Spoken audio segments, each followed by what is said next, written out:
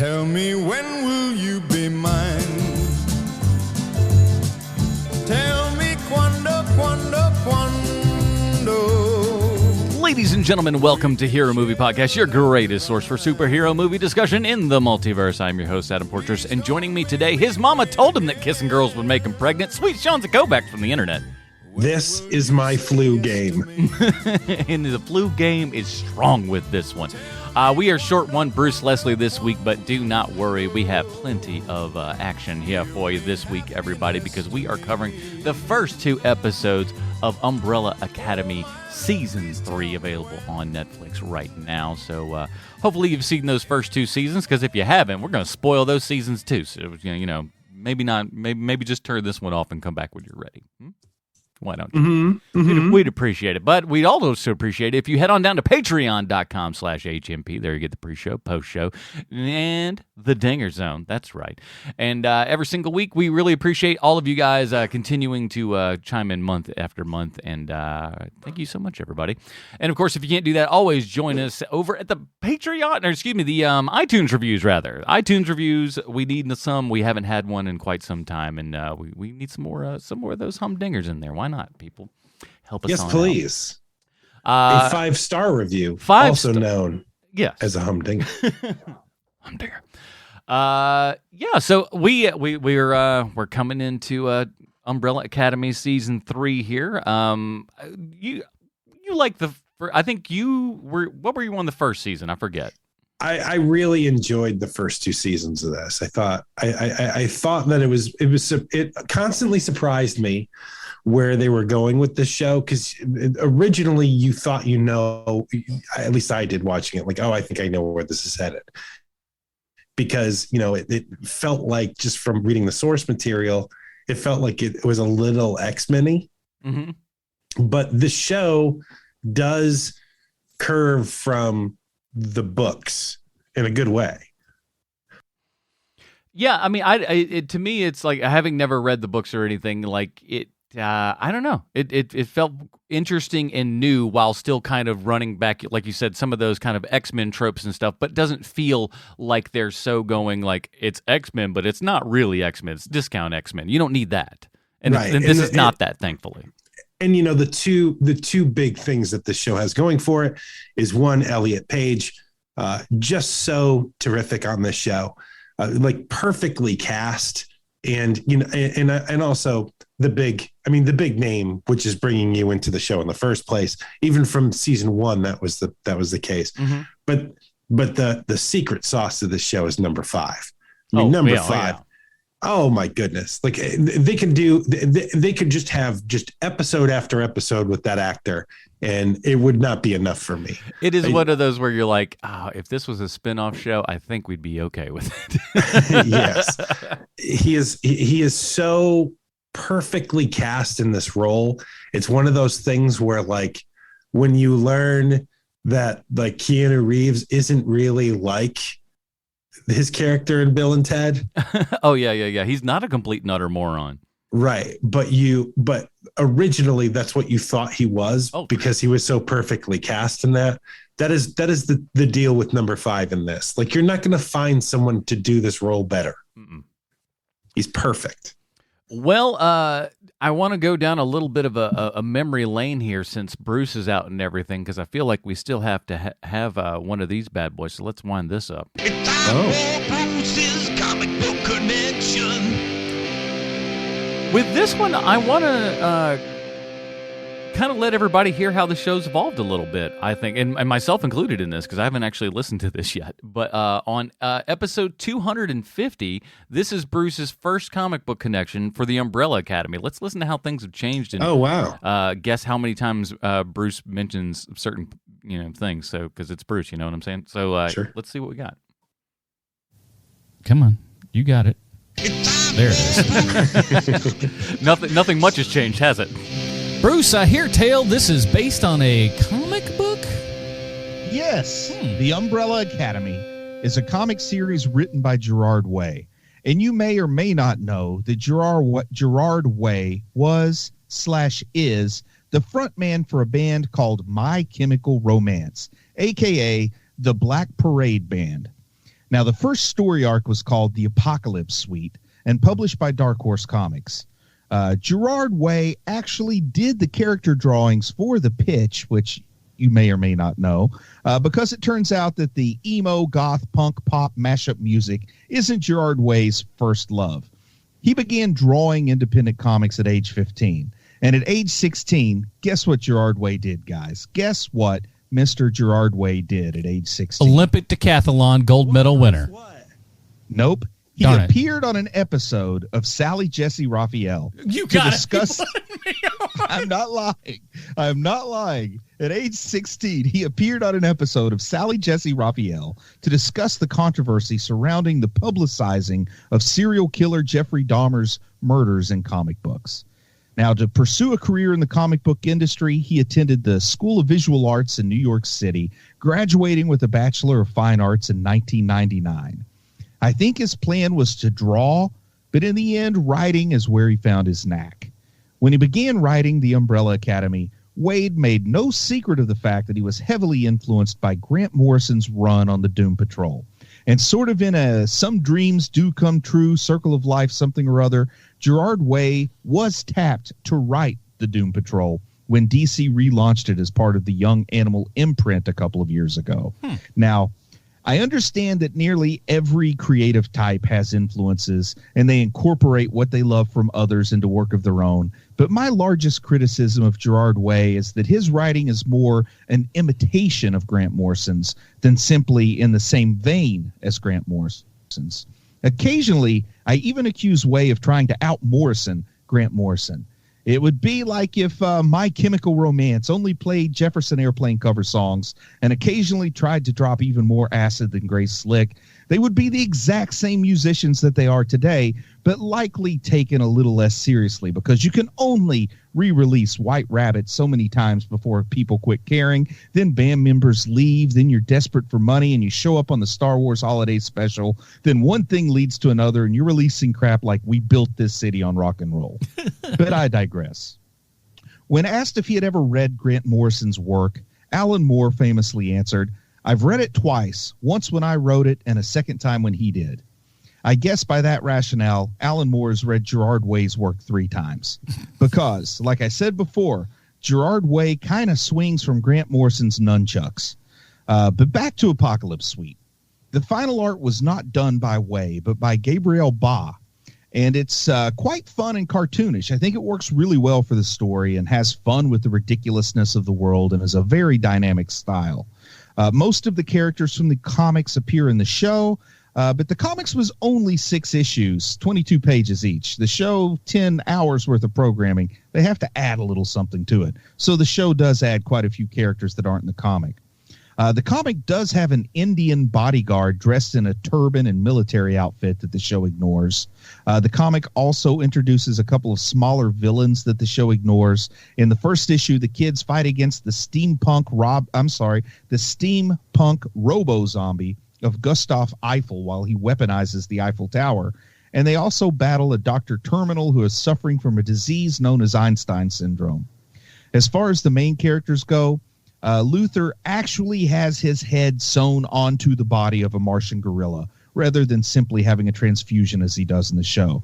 Pogo is called Dr. Pogo. Mom is actually a mannequin that has been brought to life, rather than a robot, which kind of explains the relationship between Number 5 and Dolores a little better.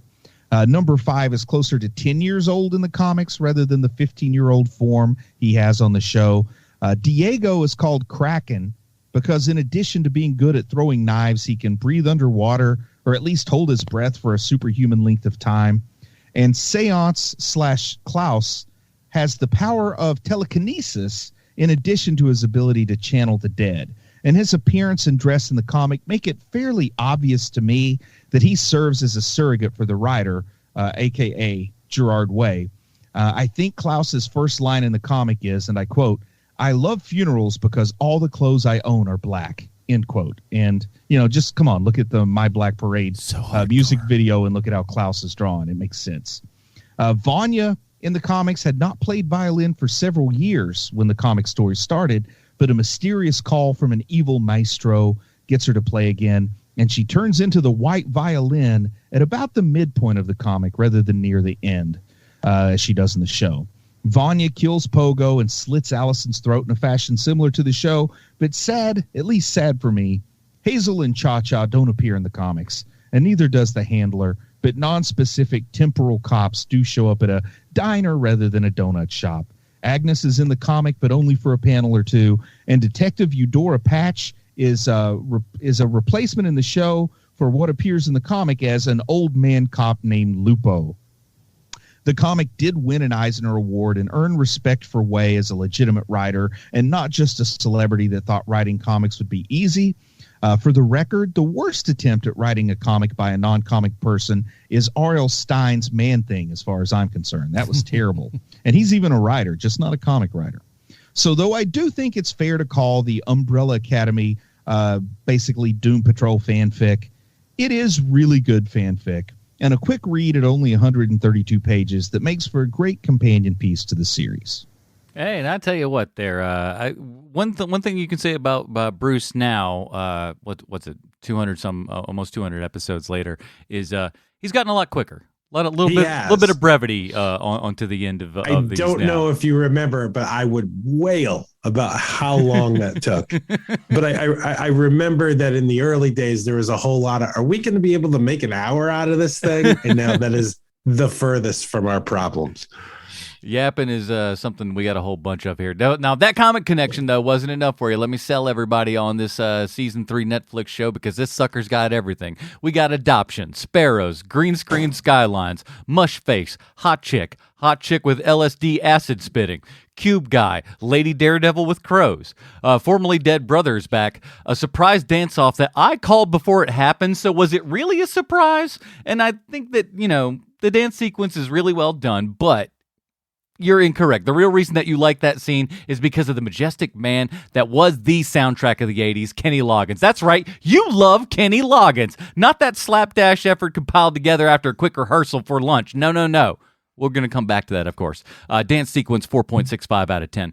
We got Tentacle Chest, a Who's Your Daddy reference about 25 years too late. Naked Mannequin, chest stomping, sewing kit cookies, Vanya explodes, great lines like, here you go, your ass. Balls of fire, a briefcase full of cassettes, some of the best sound design in the TV game going on right now. We got green juice, all kinds of nut butters. This show has a lot of what I like to call the Top Gear filter. We got rabbit skinning the Amish, and the only reason you'll really care about this show, Five is back. If you think Five wasn't part of this show, that we wouldn't be watching it, you got another thing coming, because if Five was gone, we'd be out of here. This show's got everything. So the big question about this season, and we're only going to review the first 2 episodes because that's all you've seen, right? Correct. I've watched the entire thing, but we'll only do 2 out of deference to you. How do you feel about season 3? Because you weren't a fan of season 1. Yeah, I didn't care for season 1 all that much. It felt kind of disjointed and all over the place. Season 2 got me back with the time travel element really kind of got me going. And I'm a big time travel kind of fan, so I'm like, okay, cool. I'm all about this. So I was, and I'm going to be honest with you, while I liked it enough, there were elements of the show that I wasn't super crazy about. I hate, it's not so much this year because it feels like, or with these 2 episodes, because we're kind of going down a different path here. But I hated the Vanya character in season 2. I thought Vanya was awful. Kind of a piece of garbage homewrecker who's just coming in and going hey, just, throw your child away. And, I don't think her husband was beating her. Things weren't great over there, but it wasn't just it wasn't like Radio Flyer or something was going on. You know what I'm saying? It just wasn't a hot time. I mean, I'm aware that in the 70s or whenever the heck it was that, therapy wasn't all that much, but you could probably do something instead of just going, I'd like to separate this woman from her family and destroy everything that she knows and loves because I got a crush on her. Dude, just that character made me extremely mad. But so I was just I don't want to I hate this character. I don't want to see this character back again.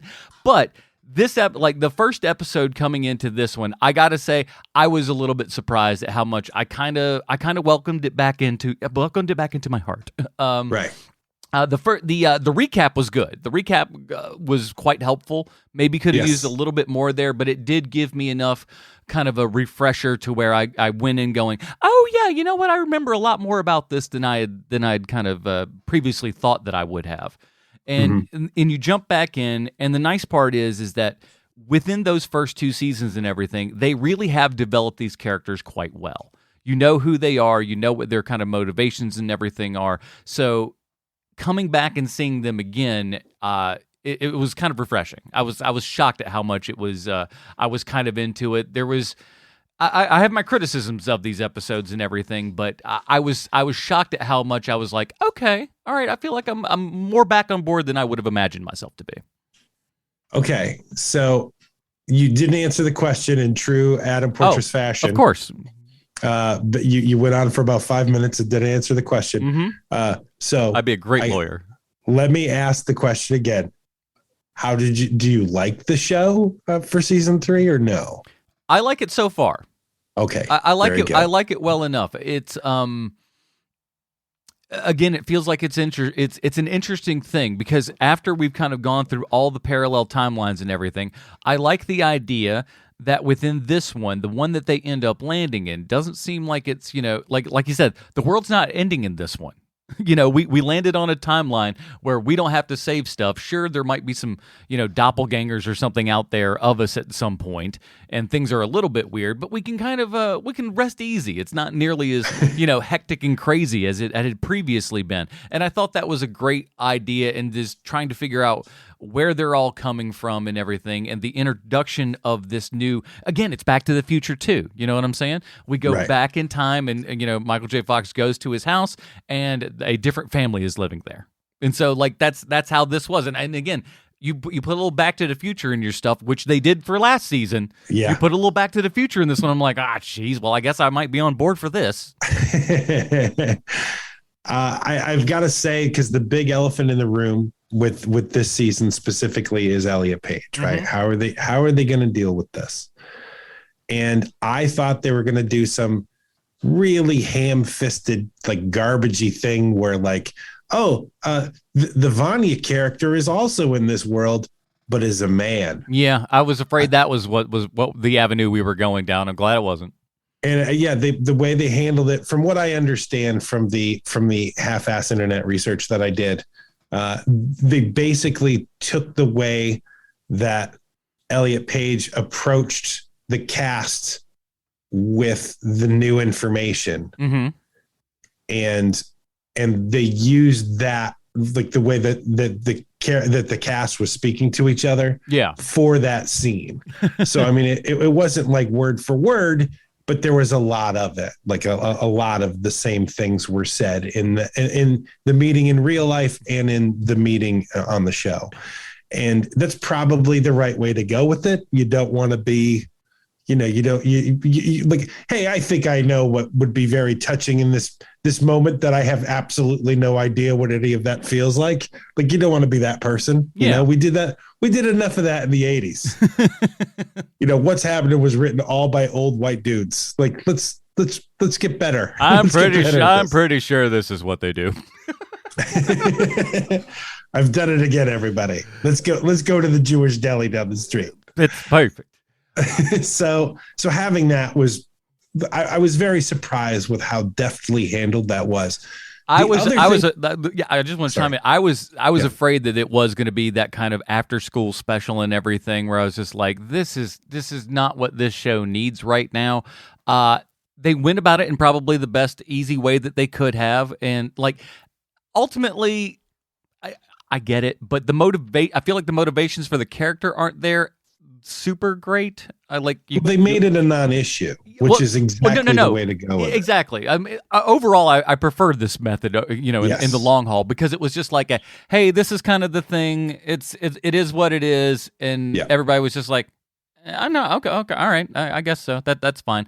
And honestly, I don't even think that you necessarily even, and maybe it takes away a tiny bit away from it, is the scene later on with what's her name. The black chick. I forget the character's name. Oh boy, you're killing it. Listen, that's what I don't know what her name. I don't know what the character's name is, and that's the lady who had the child who is gone. Is that it? Okay, there you go. I don't have the IMDb open in front of me. I don't know her real name, but I know her character. Well, there name you is go. Allison. Well, you watched all the episodes. I watched 2, and she's in them for like That's 15 true. minutes. That's true. But I don't know that scene with the two of them even needed to necessarily be there. It's fine. It's whatever. But I even loved how at the end of the initial scene where it's just like, hey, this is what the deal is and everything. I thought the beautiful, like, nice little button with 5 on the end is just like, okay, yeah, that's super great. Anyways, you're an idiot. Like I'm like, thank you. Like this felt like it just took the air out of the room a little bit. And you're like, oh, okay, we're fine. And then it just kind of flows into the story as it has been. And you don't really kind of bring it up again. Like that's pretty. I like that. I think to me that works.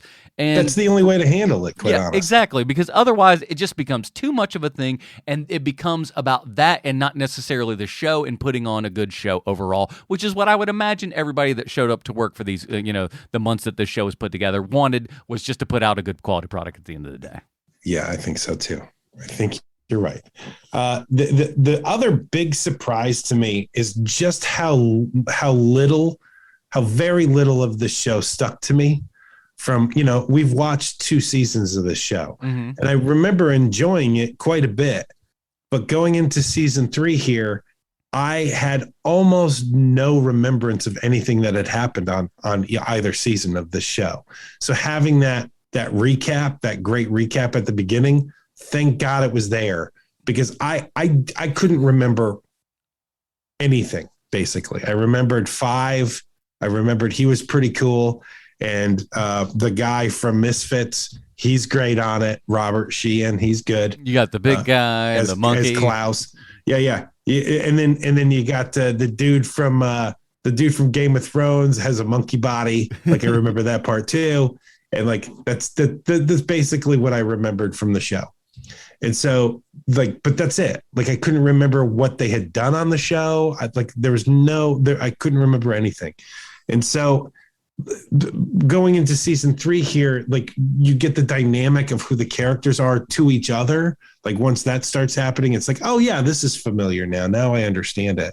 But I didn't have any of that. I had none of the glue of the show in my head, which is either it speaks poorly of my viewing habits or it speaks poorly of the show. It could be a little column A, little column B. You never know. It might be column A, column B, yeah.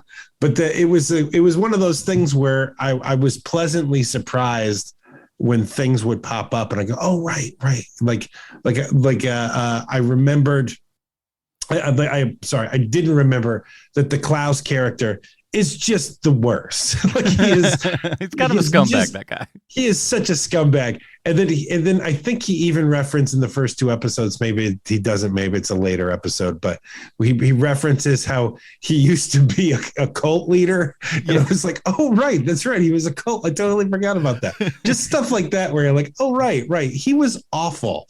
This character is awful, and he's so great at being terrial. But the cool thing about it though is that like while he is terrible, there is like a underlying current of this guy's just kind of messed up. He's just kind of had like a rough life and everything. So while he's kind of a scumbag, you feel a little bit sorry for him, so you don't like judge him quite as harshly as you might otherwise. I guess that's what it feels like to me. He definitely has the Bill Murray in him, where like he's just he can play the worst person in the world if you still like him for some reason. Just what Bill Murray has been living off of for the last 40 years. Like that's what this guy has. I love and I think the reason that like season 3 drew me in was with this first episode and the introduction of the Sparrows. This idea of I love the idea that Dad was so mad about all the stuff that went down with the JFK assassination and everything that he goes out of his way not to adopt these kids, so they don't grow up. Kids to adopt. I'm gonna go get these other ones and bring them up in that way. But again, the cool part about that is that while this is season 3, it kind of also does a light reset of the show itself. itself. And between these characters interacting and Dad being in there as well, is that you're getting the whole line of everything, where stuff is going. It sets this stuff up so well within that structure, that the Sparrow structure and everything, and saying, hey, look at the opposite side of this of the coin of these teams and everything. And again, that's very comics tropey and very comic movie tropey and everything, which is good. I like it. Where it's like, here's the opposite side of that coin of like, if you guys were, this ragtag group and instead you were like this put together group, what would you be able to do? And of course, you guys are going to be the ones that are butting heads and stuff. But, like the other thing this show does very well from season to season is that the first season you have the dude who is also on the other Netflix show where it's about hunting down serial killers. What's the name of that show? Manhunter, right? The guy from Manhunter, Hazel, the guy who plays Hazel on the first season of this show. Mm-hmm. You have him, and you have Mary J. Blige's character. Oh yeah. That as the temporal hitman. Like those two characters are so great, but they were smart enough that, look, we know that you love these characters, but we're not bringing them back because they're dead. And so season 2, we're going to bring in someone else who is, like just as interesting. And it's that lady who played the handler for season 2, where she's like smiley but terrible, and everybody wants to kill her. And she's just the worst. And she's great.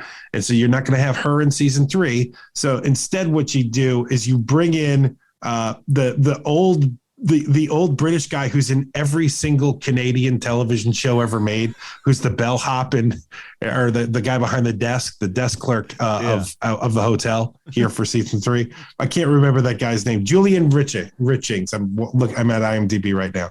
Julian Richings is his name, and he's like, that weird, creepy looking dude who's behind the desk at the hotel. Mm-hmm. And like, it's something that they do really great on this show. Okay, we know that we have these side characters that people really love. We're not bringing them back. We're not doubling down on them because we already killed them off the season before. So let's bring in other really great character actors to play very interesting side characters for this season. And I got to give them credit that they really do, like, from year to year, they just nail it. And I was wondering how they were going to do that this year, because, everybody's dead basically on this show except for the Umbrella Academy itself. And so to have them be where they are, it was just really interesting. I don't love this season, but I do like it a lot.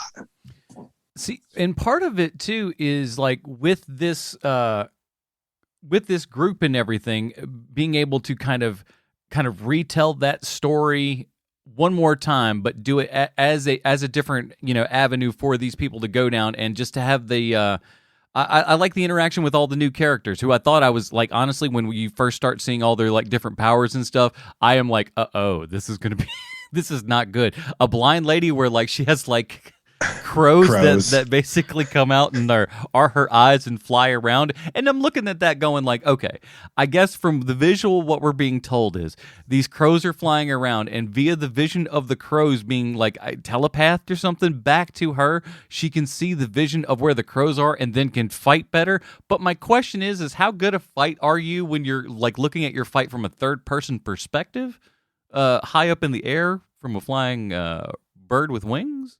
It just seems like a little bit, nuts.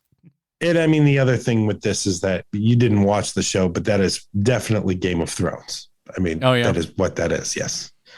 Yes. It's called warging on Game of Thrones. Oh, my word.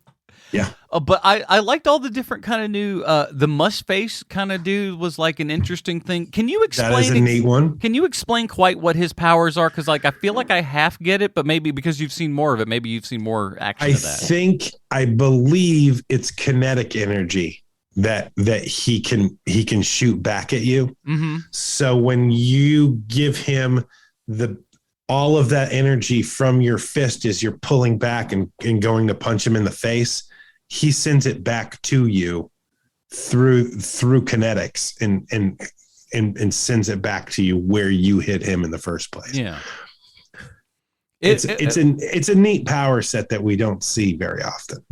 Yeah, and I love, just how bad they make him look and everything, but yet it's also like you're not quite throwing up, so that's a good, Right. It's a good middle ground for sure, yes.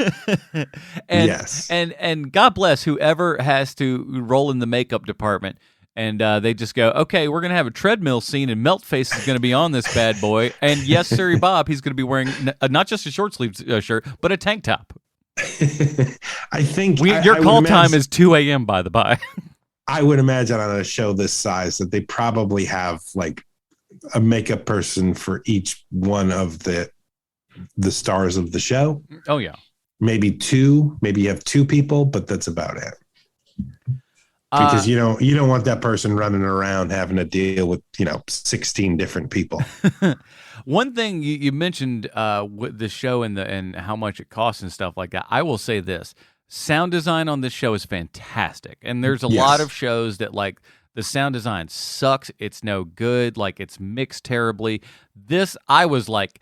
I turned it up and was pleasantly surprised by it. And so bravo to you on that. Netflix's you picked a good one on there. Just very, very, very shocking. That said, let me slap you down because of that dance sequence. Yeah, I know that you didn't like the dance sequence. So the second that they're like, oh, we're going to have a throwdown. It's you and me, mano a mano. And I'm just like, we're having a dance off, aren't we? 3, 2, 1, dance off. I'm like, that's like... When I realized that I was never going to be watching Family Guy again was the moment where I was watching an episode and they made a joke, and before the cutaway, I guessed exactly what the cutaway was, and I'm like, if I know what the joke's going to be, why am I here? Same thing with this one. I was just like, if I know that you're going to do a dance-off, maybe you ought not do a dance-off. And here's the thing. At first, I was like, this is not very good. They shot it kind of crap, but the longer it goes on, the more you see that they did put effort into it, just not enough. They didn't have somebody who was better with the choreography. The camera positioning was kind of crappy, but like they had cranes and all kinds of stuff in here, so they had it, but they just couldn't cross that finish line and deliver something that was really, really good. And like I said in the rundown and everything, I think you really like that because Kenny Loggins is super great as opposed to and you're going like, oh, Footloose, and then they have all the balloons and the confetti and stuff. So again, it's a little bit of member berries, and you go, oh, I really like this. Instead of this was done really well. It's I like all the things that this is referencing. Well, I am going to say something super controversial here, which is that the Peacemaker opening is not great dancing, but what it is it's very stylized what they're doing. It's specifically done. And because of that, it makes it vastly superior to most dance numbers because it is so unbelievably stylized for what it is. I don't think that most people could pull that off. Like this is like you basically have to know exactly what you're doing in order to shoot that correctly. And they did. I mean, it's probably, my guess is they had that number before they had the rest of the show is my guess. Like, oh, that's what we'll do. Yeah. I really do. I think that's what they had first. So they acquired some rights. Right. So when it comes to this show, it is done. I believe that the dance sequencing is done well. And you're right. It is happy, which I know for you is already a mark against it. Oh, no. Listen, Singing in the Rain is one of my favorite movies of all time. That movie's just nothing but straight happy and all that. Like, it's good stuff. Like, don't get me wrong. I love being happy. I just don't like, But look at what you said earlier when it came to talking about this, is that you instantly went to talking about Family Guy, where the second that you knew what they were getting into was when you were out. And so because of that, I know that you said it was because you knew that they're tipping their hand at the dance sequence, but I also think that it's also because of the way that the dance sequence is put together is also just more of stuff that we've seen. It is a dance sequence that we have seen before on the show. Mm-hmm. Like this style of dance sequence. I mean, because think about this. When I compare things like this, I got to do it. But like Legion, come on, the dance numbers in Legion were 1,000 times better than this. Well, and again, because they're so stylized and so different from each other. Yeah. And I mean, that's what makes that, I mean, we could go on forever about how I think that Legion is like our lost treasure of this, of like dumb superhero stuff. Yeah. It's like the one that you're just like, this is so good, but so few people have actually seen it. Because it's so hard to follow, and I get it. Yeah. you know, don't like, just jump in week 3. I can remember on season 3, like I think that we reviewed it maybe like halfway through the season, and I was like, man, I don't know what's been going on for a season and a half, but I still like it. You know, like I think I even said that one. Yeah, anyway. it's a little, I don't know what this is, but I'm all for it if it's good. That's what it needs to be, and I think that this show, not to that level, of course, but could use a little bit more of those like little tiny things here and there. I've found over the seasons that they tend to be with 5, those moments that make you go like, oh, this is the special bit of the show, right? With that character, right? And I think that one of the things that I learned about this show very recently too is that basically everyone who's on this show is not American. If they all have American accents, like Elliot Page and Aidan Gallagher, the guy who plays 5, are basically the 2 people who are Americans, but everybody else is for it on the show. And it's pretty incredible. Like when you learn, like, oh my God, like that, like Tom Hopper, the guy who plays Luther, he's British, you know, clearly he's British. He was on Game of Thrones first.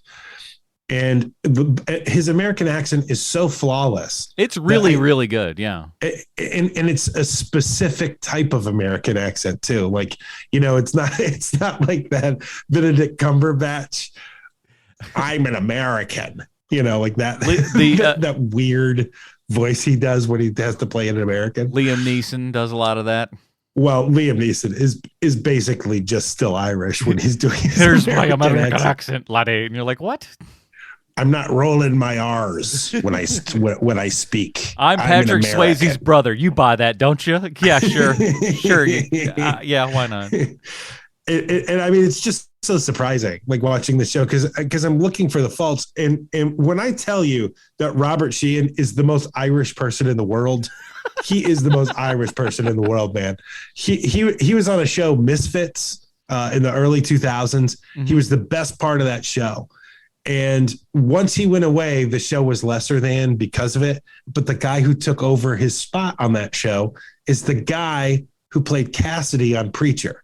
Oh, there you go. Yes. And although he was good, he was not Robert Sheehan in that role.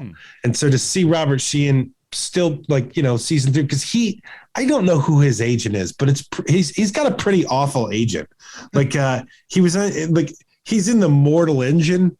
Oh yeah. Well, I mean, Peter Jackson comes calling. You're like, okay.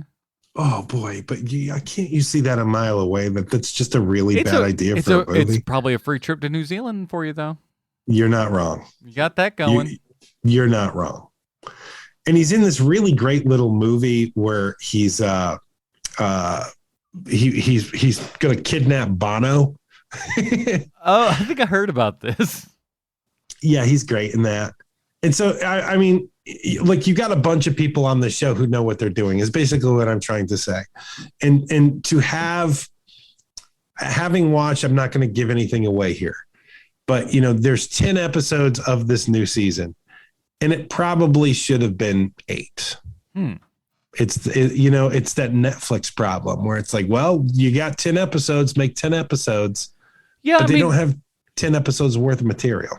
Yeah, it was the problem back in, the original era of television and everything, where you had to pump out 20 some odd shows a season and everything. And then, like, we finally started to realize, hey, if you don't have to have that many, just dial them on back here. But there's still some of it, and I think Netflix is probably one of the last people that may be holding on to this one a little bit too tight. Is you just need to let the show be as many episodes and stuff as it needs to be, instead of going like, oh, we've got an order for 10 episodes, 12 episodes, or whatever. If it's 7, make it 7. You know what I mean? Yeah, I agree. Or like, if you're gonna have a show that they're giving you an order of like, oh, hey, you're going to have 12 episodes this year. That's great. Then you make it one by one episodically. Like you don't need to do it where you're stringing out a show that takes 10 episodes to tell the story of. Yeah, and I think that's a lot of problems for many of these kind of episodic shows and stuff these days, is that we are still kind of, I mean, take Obi-Wan Kenobi, for example. Obi-Wan Kenobi plays as a 6-part movie, essentially. Yes. Where and it actually is just one episode. Yeah, yes. It's just one really long, kind of boring episode. However, if you look at, and that's becoming more of the norm, but if you look at, say, Mandalorian, while Mandalorian has this long arc and everything of stuff, they are very specific episode-related kind of things. So when you have this encapsulation of this one story, which is also part of a bigger story in the whole. So that's what makes that work. You can also do to the Mandalorian what you couldn't possibly do to Obi-Wan, which is, that's the episode where he has to find the hairy egg. Yeah, there's none of that. Like, that would have been that's amazing. the episode where he and Boba Fett have to take down the crate dragon. Yeah, you have an assignment, a little something to do that gets you off that beating path and everything, and go, this is the either monster of the week or the thing that we've got to overcome. However, to me, that's a lot. More fun. That episode of Obi-Wan where Ewan McGregor just looks sad for the entire time, and he's sitting down on a ship and nothing's really happening. Maybe he's having some memories or something. We don't know. You know that episode of Obi-Wan? Could have been. You mean the first one? Sure. You mean all of them except for the last one, which is the only one where they actually had an idea for it? Yeah. That's the one I mean. We got a lot of prequel episodes here in this series, so just to give you an idea, and then we'll start getting into the story come episode 6. Did you go into this season with any preconceived notions? Like, did you think, like, you know what, I did enjoy this, so let's go into this hoping that this is really good? Yeah, I mean, like, ultimately, like I said, I think the time travel element of it is like kind of the big mainstay for me, because it's an element of sci-fi that I enjoy. And really, with the recap and everything, I think that was what just kind of gave me like, you know what? There were definitely elements of this show that I did like, and that kind of boosted me up from a kind of, we'll just call it a 5 and bring it up to like a 7, going, you know what, I'm gonna give this a shot again, and I'm glad that it did. And again, because we didn't get an after school special, I thought was fantastic. It just I don't like it. It felt like a little thing over my head, just going like, you're gonna have to deal with this, and it's gonna be cringy, and it's not. And I was just like, thank heavens. So much better. I'm looking at the IMDb user reviews right now for the show. And my God, it is IMDb they just give. It's beautiful, isn't it? Give and give. So here's the first one I found. You'll need an umbrella to protect you from all the crap. Hey, I like that, actually. That's some Gene Shalit level right there. You're not wrong. First season, great. Second season, good. Third season, and it's all they're using the words you would expect for people who are like, the first and second season were great. Third season, which is almost exactly like the first and second season, except for this one thing.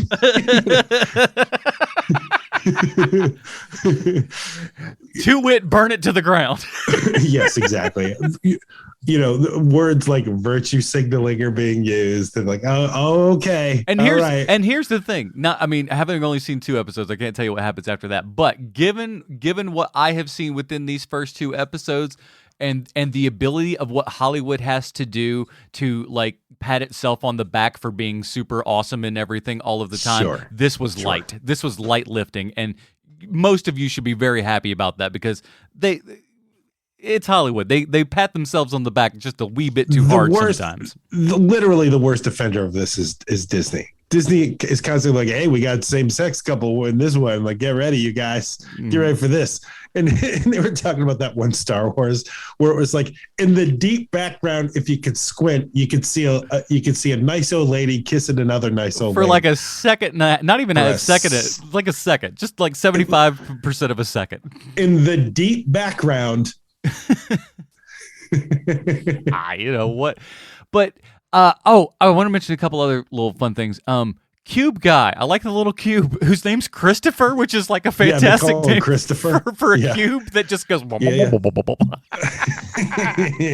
I didn't realize at first because, I was sick as hell watching it. I didn't realize at first that that's a person. Yeah, I didn't either. But you're communicating with it, and then at one point, I think Diego's like jumping on its back and punching it and everything while floating in the air. I'm like, that's awesome. I love that. Which, by the way, talk about the glow up of the year. Thank God. Diego's haircut, he finally looks good now. He's a handsome guy, and he needed that haircut so bad. I don't know why they stuck with that haircut with him for so long. Ooh, Jesus. It was not good, but it was like they got him up, and I'm just like, all right, they finally did my boy proper here. He looks like an adult man instead of like whatever this 90s thing that he was doing earlier. No thanks. Oh, and of course, I have a guess here. I have a guess as to the Sweet Sean's favorite character of this, and that is LSD Acid Spitting Girl. No. I do understand why you would think that, but no. But not for that. I mean, just that for the reason that you would imagine is the reason why I assume. Of course, and I understand that completely, but no. No. For me, for this show, it's Diego's lady. Oh yeah. She's. Oh, I would mention that one as well. Yeah. And that is one problem, at least within those the first two episodes and stuff. I remember her vaguely, but not quite enough to know exactly what she's doing and why she's doing it, what she's getting the briefcase for, or what she's trying to accomplish with it. I didn't quite grasp onto that. Perhaps it, I'm sure it resolves itself. They will let you know. They will let you know. But it's vague on purpose. I'm not just missing something. Yeah, I think it's vague on purpose. They do get into it more later. Okay, so they'll get to that, and it'll make a little bit more sense. But okay. Yes. Yeah. Overall, though, I gotta say I was quite surprised with how everything worked. Oh, and again, great scene that I liked as well was Vanya with the main member of the other cast, and her basically saying like, "Hey, we're going to come for you," in the whole like diner and everything shaking and stuff like that. Yes, I love stuff like that where it's just like, and especially when the size of the person is very small and stuff, that makes it like even creepier.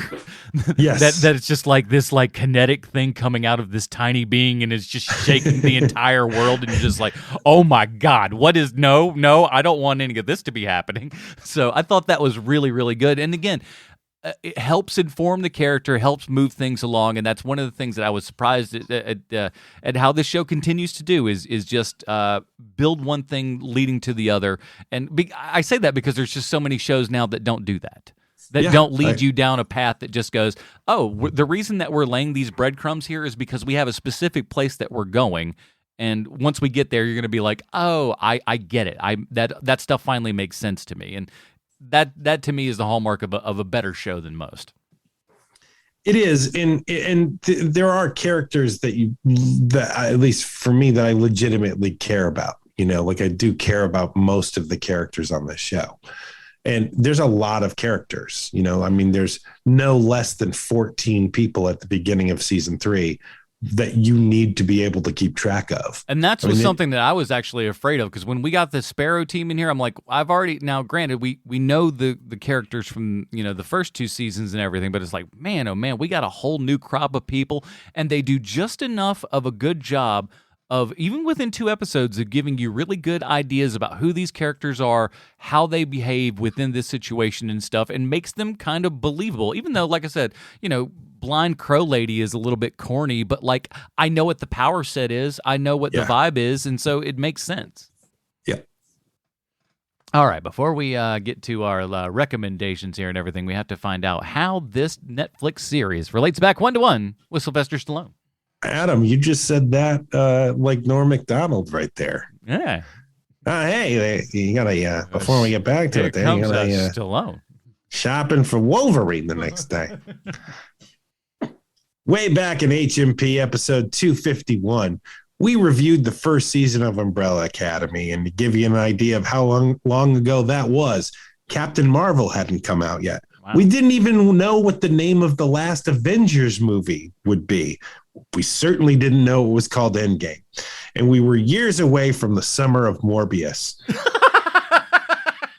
And here is the Stallone connection I wrote, and I'm using it today because at this time, 24 hours ago, I felt like I was going to die. I was so sick. Here is what I said. Paul H. Paulino is the visual effects texture painter on the Umbrella Academy, and Paul H. Paulino is clearly a made-up name. No one names their kid Paul when their last name is Paulino. A baby is born and the best Mr. and Mrs. Paulino can come up with is Paul? Doubtful. So what's your story, Paul H. Paulino? Are you running for someone? Have you committed multiple felonies and needed a fresh start? I will warn you, Paul H. Paulino. Crime finds you. If we learn nothing from the movie A History of Violence, it's that Maria Bello looks great in a cheerleading outfit, Amen. like really, really great, and that crime finds you.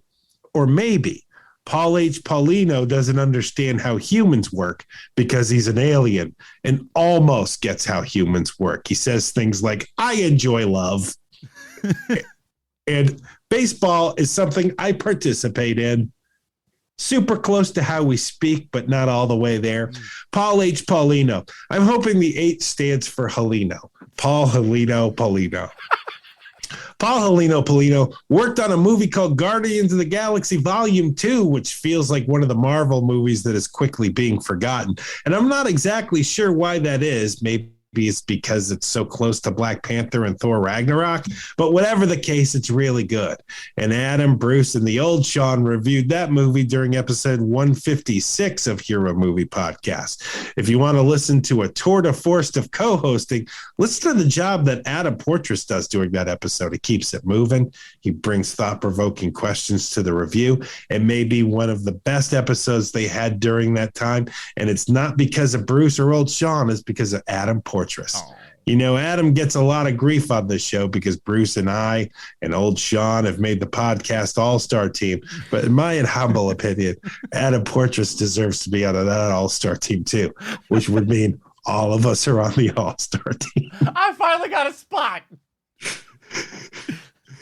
Sylvester Stallone also worked on Guardians of the Galaxy Volume 2, and he was pretty great in it.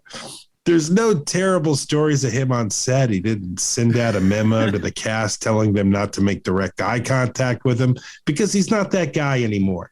And if you behave like that on a movie set, you won't be working for very long these days. You hear that, Madonna? We're not putting up with your garbage anymore. I hope we see more of him in the Marvel Universe because there's something great about having him in something relevant. And there you have it. This week's Stallone connection is none other than Paul Helino Paulino. Thank you. I'm Sean Kovacs. Thank you so much. I ain't done nothing. I ain't seen nothing. Hey, Paul Paulino with me. You know that guy wears a tracksuit into work every single day. Man, he's getting that thing dirty working in paint. Okay, so since we're only 2 episodes into this, sell me as to why I should be watching the rest of this series. It's without giving anything away. If they wanted to end the show here, they could. Okay. I kind of like when shows do that, when it's just kind of like, you know what? Maybe we ought to get while the getting's good. Yes. And they could. It's open-ended enough to where if they want to do something else, they can. But if they wanted to end it here, totally good for them. And it's one of those things that Netflix so rarely has, which is a show with an ending. So if you want to watch the rest of the series, I would say do it. Yeah, wouldn't it be nice to have an ending instead of a cancellation? Exactly. Like, just get on that British tip, man, where it's like, we just do a couple episodes and that'll be that. There you go. That's right. Slap a tag on it. We're finished. We're good. Send it out the door. So that is it, everybody. Thanks for joining us for another fun episode. Of course, we'll have Bruce back next week and everything because I don't know what you've heard. We got a big week coming up this next week here. There's a little guy. Get this. We are living in 2022, and there is not 1, not 2, not 3, but a 4th Thor film coming out. And not only is there a 4th Thor film coming out, people are super excited about it. It's I am one of those people. I'm one of those people because the last Thor movie is one of my favorite Marvel movies. It's so much fun. So, like, we're going to see where Taika Waititi is going in the Marvel Cinematic Universe here and everything. And, of course, what that entails later on for his work in Star Wars, because it's come out that he's, doing one of the next big Star Wars movies here and everything. And thank heavens upon all love is that we're not going to know any of the characters in it. We're doing all brand new Star Wars. It's like, get out of town. You mean the thing we all wanted? Oh, my goodness. So totally the way to go. We'll be talking about all of that and, of course, Thor, Love, and Thunder next week. Sean, where else can we find more of us on the internet? Well, we complained for 6 weeks about a television show called Obi-Wan 30 Questions. And if you want to hear us complain about how we're not getting the kind of Star Wars we like, go over to that podcast where we ask 30 questions, basically all of which is basically the same question, which is, how come this is no good? Why, God? Why? That's Obi-Wan 30 Questions. But hey, we'll have Mandalorian 30 Questions coming back in not too awful long. So you got that to look forward to. And everyone that I talk to is just like, I like that Mandalorian 2.5 at the end of Boba Fett. A whole bunch there. And so like, it's funny, the more people I come across, the more that is like, oh, that's exactly what we want. More of that, please. Thank you. Yes. And we'd like to have more of you guys listening to us every single week. That'll do it. Join us next week for Thor, Love, and Thunder. For Sweet Sean Kovacs from the internet and the absent Bruce Leslie, I'm Adam Fortress. Stay super, everybody. Bye, Marty and Evie. Every moment's a day. Every day seems a lifetime. Let me show you the way to a joy beyond compare. I can't wait a moment more. Tell me quando, quando, quando. Say it's me that you adore. And then, darling, tell me when. Oh, my darling, tell me when.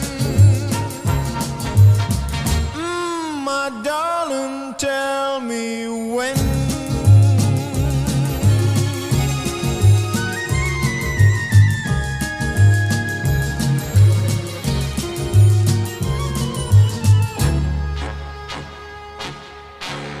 When.